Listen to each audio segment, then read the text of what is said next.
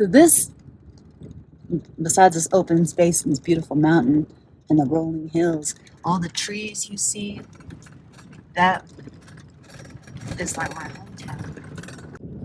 That's what I remember, is being out in the sticks. That's my big love. Anyway, here's another dude. He also freaked me out. So it's him and this other truck. But now I just see that they're doing what I'm doing. And so I shouldn't be so scared. Look at that mountain. I could stare at it all day.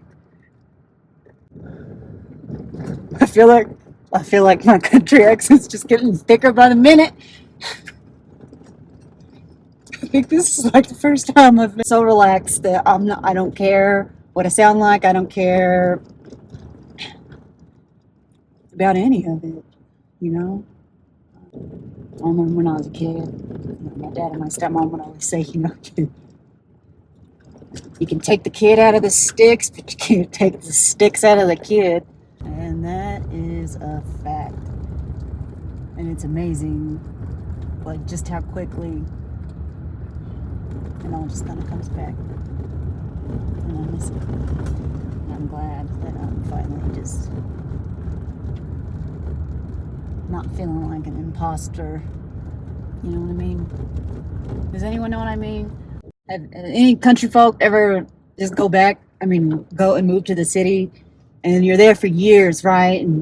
And people are either making fun of you for your accent, or they're just, I don't know, assholes. Make you feel like you're an idiot for the way you talk. Your accent has nothing to do with your intelligence, right? Anyway, I just get upset. Man, I've changed so much about myself. Changed the way I dressed, changed the way I acted, changed the way I sounded to fit in, so I wouldn't get beat up. I mean, I really did encounter some serious bullying, It's kind of crazy. That should not have. Kids are fucking mean, man. And they're like, it's not like when I think people really need to understand just how evil children can be and just how bad they can bully people. Like, it wasn't just like, a trip in the hallway or whatever. It was me getting, pushed down on the concrete and gravel and, fist beating me. And like being surrounded by children and getting kicked in the face and the back and the legs, and you're on the ground and you're curled up in a ball, and all of these kids are just fucking laying into you. I don't think people understand just how fucked up kids are. So, I don't know. That's just my 2 cents. We need to take bullying more seriously. Anyway, beautiful. This reminds me of home. Being surrounded by trees on the street, except it just goes on and on. It's all pine. It goes just on and on and on and on. Makes you feel like you're part of the planet.